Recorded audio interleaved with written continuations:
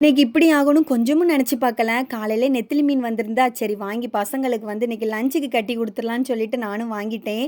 ஆனா நெத்திலி மீன் கழுவ உட்கார்ந்தா தான் உண்டு. கிட்டத்தட்ட 1 மணி நேரம் ஆகிட்டு எப்படி நேரம் போச்சுன்னே தெரியல. அதுக்குன்னு நெனச்சிராதீங்க. நெத்திலி மீன் கழுவுறது ரொம்ப கஷ்டம்னு சொல்லிட்டு, நான் கூட முன்னாடி அப்படிதான் நெனச்சிருந்தேன். ஆனா அப்படிலாம் இல்ல. அது வந்து ரொம்பவே சிம்பிள் தான். எங்க மாமி இப்படிதான் கழுவுவாங்க. அதுக்கு வேஸ்ட்ட எடுத்துட்டு அந்த வால பிடிச்சு அப்படியே உருவி எடுத்துட்டா போதும்.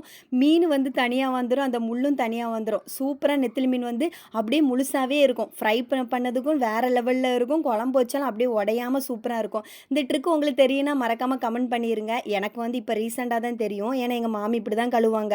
அப்படியே கழுவி எடுத்து சரி மீன் குழம்பையும் வச்சு ஒரு கேரட் பொரியலும் வச்சு பசங்களுக்கு குடுத்துடலாம்னு நெனச்சிருந்தேன். ஆனா முடியல.